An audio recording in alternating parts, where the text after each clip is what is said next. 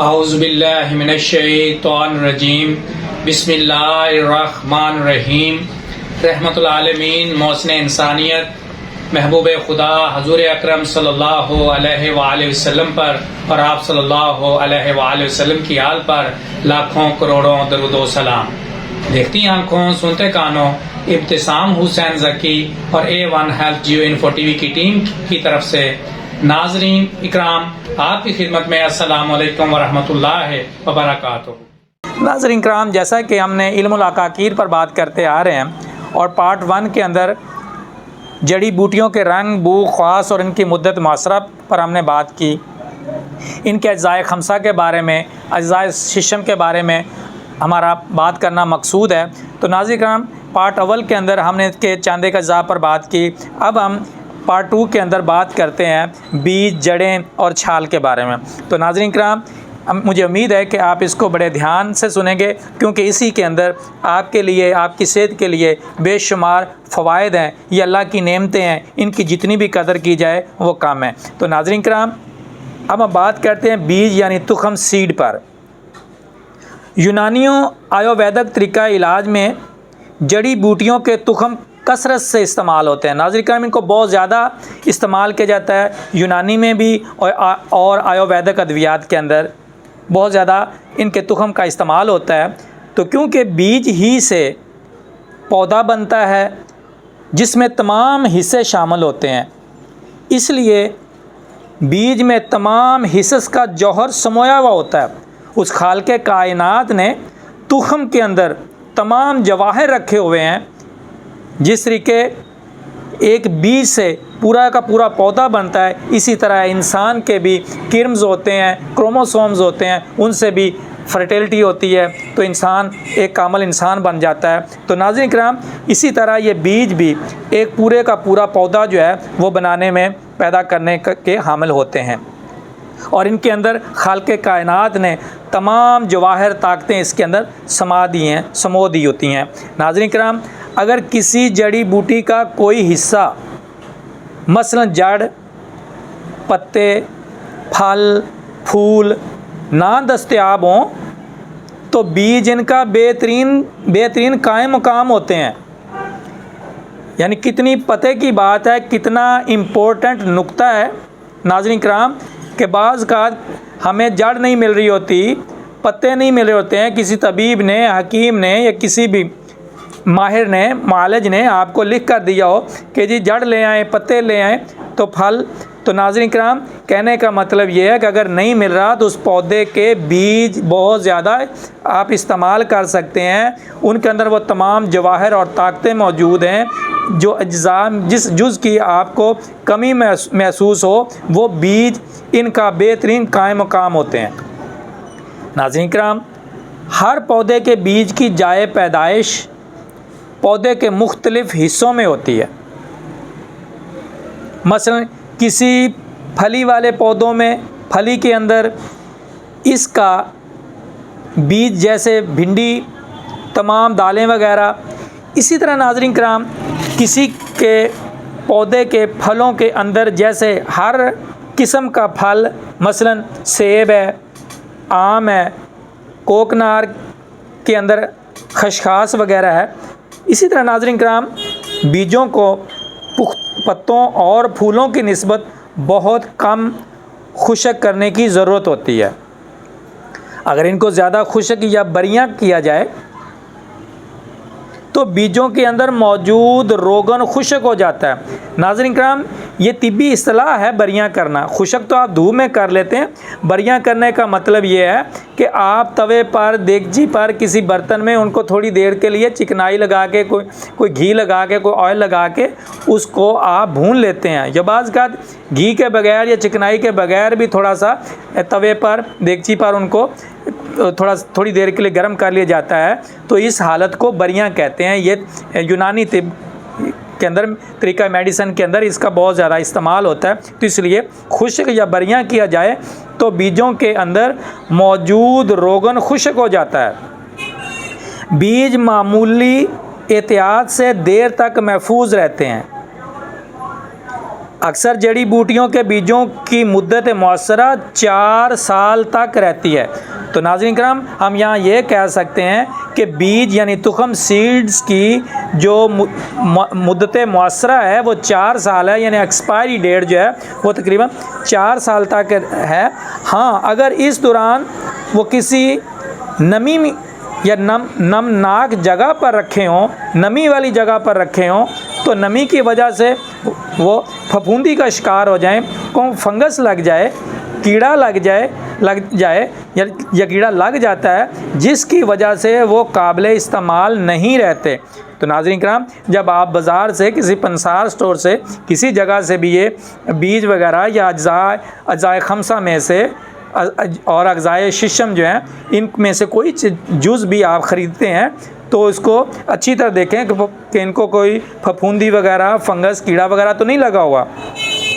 नाज़रीन कराम, आगे हम बात करते हैं बीख पर, यानी जड़ें, रूट्स। जो पौधे की जड़ें होती हैं, बीख होते हैं। ज़मीन में मिट्टी के अंदर वाले हिस्से को जड़ कहा जाता है, बीख कहा जाता है, रूट्स कहा जाता है। इन जड़ों का मिजाज अक्सर सर्द खुश्क और गर्म खुश्क होता है। नाज़रीन कराम, इन जड़ी बूटियों के मिजाज पर बात होती है तो इनका अक्सर का सर्द खुश्क और गर्म खुश्क होता है। जड़ों में निशास्तादार कार्बोहाइड्रेट्स अज्जा ज़्यादा होते हैं, इसलिए एहतियात से इन्हें खुश्क करके महफूज रखना चाहिए। मामूली जड़ों की छोटी नाजुक जड़ों की निस्बत मुद्दत मौसरा यानी छोटी नाजुक जड़ों की निस्बत मुद्दत मौसरा ज़्यादा देर तक होती है, जैसे जंजबील है, सुंड है। पौधों से जड़ को अलहदा करने के बाद इसकी तासीर 2 साल तक रहती है। नाज़रीन कराम, पौधों से जड़ को अलहदा कर लिया तो इसकी अब एक्सपायरी डेट यानी मुद्दत मौसरा जो है, तासीर वाली जो मुद्दत है जिससे आप फ़ायदा हासिल कर सकते हैं, वो 2 साल तक रहती है। फिर इसमें घुन लग जाता है, कीड़ा लगना शुरू हो जाता है और वो काबिल इस्तेमाल नहीं रहती। तो नाज़रीन कराम, यहाँ तक हमने ये समझा कि बीज की जो मुद्दत मौसरा उसको कि 4 साल तक है और ये कमी बेशी भी इसमें आ सकती है, नमी की वजह से, फफूंदी लगने की वजह से, कीड़ा लगने की वजह से। इसी तरह जड़ की तासीर के बारे में हमने जाना कि ये तासीर 2 साल तक रहती है, लेकिन बड़ी जड़ें भी होती हैं, छोटी जड़ें भी होती हैं, यानी नाजुक जड़ें भी होती हैं, तो इनकी मुद्दत मौसरा में भी कोई ख़ास तब्दीली आ जाती है, जिसकी हमने मिसाल जंजबील की दी, सुंड की दी। इसी तरह नाज़रीन कराम, हम ये देखते हैं कि पौधे का छठा हिस्सा यानी अज्जाए शिशम, आम रूटीन में अज्जाए खमसा, लेकिन यहाँ पर अज्जाए शिशम यानी छाल पोस्ट ये भी मुस्तमल है। इसका भी इस्तेमाल के बार्क, जिसको इंग्लिश में बार्क कहते हैं, इसको भी इस्तेमाल किया जाता है। तो नाज़रीन कराम, पौधों की टहनियों या दरख्तों के तने के ऊपर वाले अस्तर को यानी छिलके को छाल कहा जाता है। जो ऊपर वाली छील होती है, वो छाल होती है, उसको छीला जाता है तो उसको हम छाल कहा जाता है।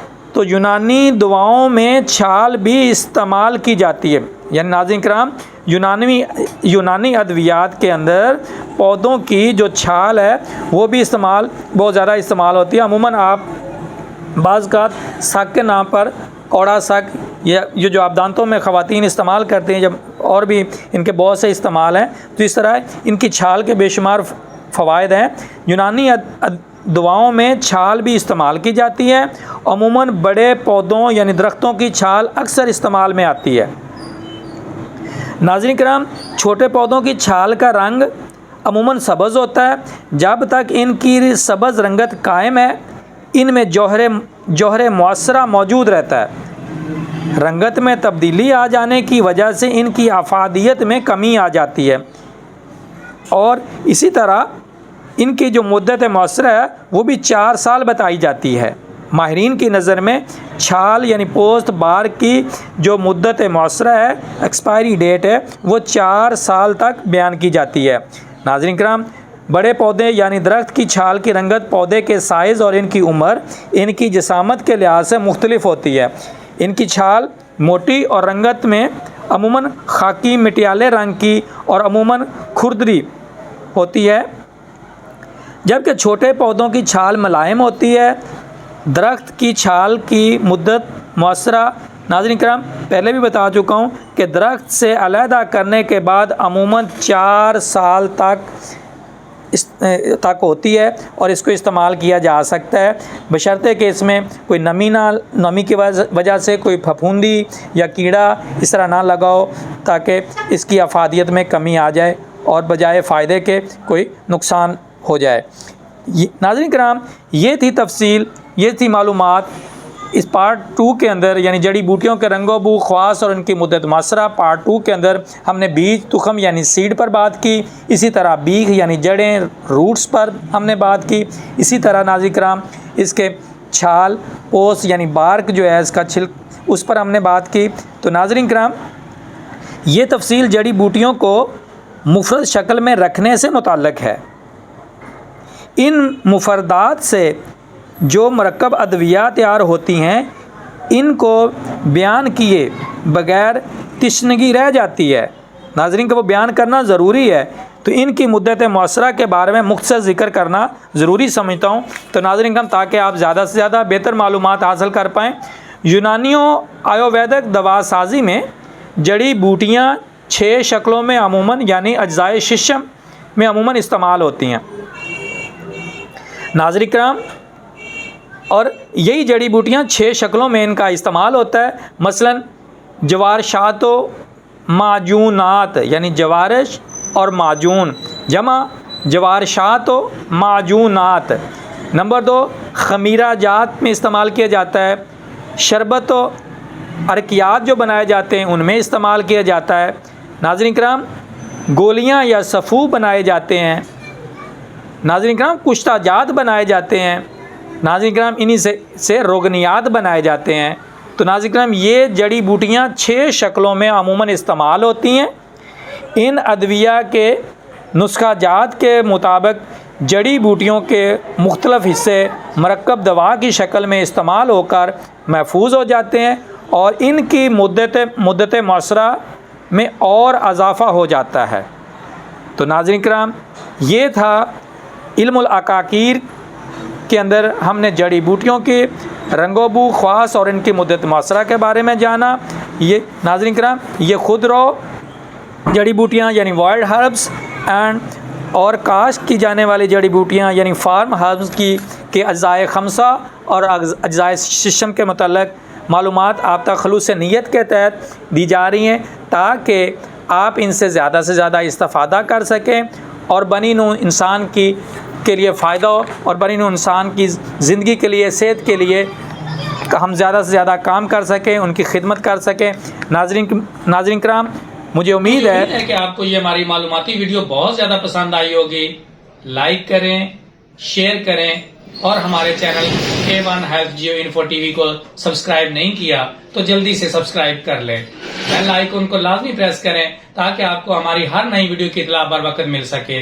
मैं पुरवसूख और पुरुमीद हूँ कि आप कमेंट्स पास करते वक्त हमारी टीम और हमारे तिबा कराम की खुश इखलाकी से हौसला अफजाई करेंगे और कमेंट्स में अपनी कीमती राय से नवाजेंगे। हम आपके हुस्न इखलाक पर ममनून मशकूर होंगे। A1 हेल्थ जियो इन्फो टीवी की टीम अतिबा कराम आपकी उम्र दराजी और अच्छी सेहत के लिए दुआ गो है। जज़ाकल्लाह खैरा। मिलते हैं नेक्स्ट वीडियो में, तब तक के लिए अल्लाह हाफिज।